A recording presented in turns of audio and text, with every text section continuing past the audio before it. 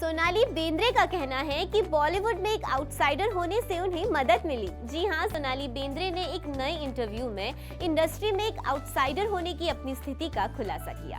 वे 2 दशकों से ज्यादा टाइम से फिल्मों और टीवी में एक्टिव हैं। बता दें कि सोनाली एक फौजी परिवार में पली बड़ी, क्योंकि उनके पिता सेना में थे। उन्होंने अंततः अपनी स्कूलिंग खत्म करने के बाद मॉडलिंग में कदम रखा और जल्द ही 1994 में आग के साथ अपने फिल्मी करियर की शुरुआत की। हाल ही के दिनों में इंडस्ट्री में नेपोटिज्म और बाहरी लोगों के चेहरे की स्ट्रगल को लेकर सवाल उठाए गए, लेकिन सोनाली का मानना है कि उनके बैकग्राउंड ने उन्हें एडजस्ट करने में मदद की। और हाल ही में हुए एक इंटरव्यू में उन्होंने कहा, मैं एक नए स्कूल में थी, इसलिए मैं नए लोगों स्टूडेंट से मिल रही थी। और आप जानते हैं कि आप हमेशा एक आउटसाइडर होते हैं, इसलिए फिल्मों में भी मैं एक आउटसाइडर थी।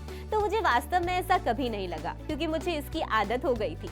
बॉलीवुड में अपने शुरुआती सालों के दौरान अपनी जर्नी के बारे में बताते हुए उन्होंने कहा, मैंने अपना रास्ता ढूंढ लिया। इसने मुझे और अधिक अनुकूलित करने में मदद की, इसलिए मेरे लिए नई सिचुएशंस के अनुकूल होना आसान था। और मुझे लगता है कि इसने मुझे जमीन पर भी रखा, क्योंकि मेरे साथ जो हो रहा था मैं उससे प्रभावित नहीं हुई।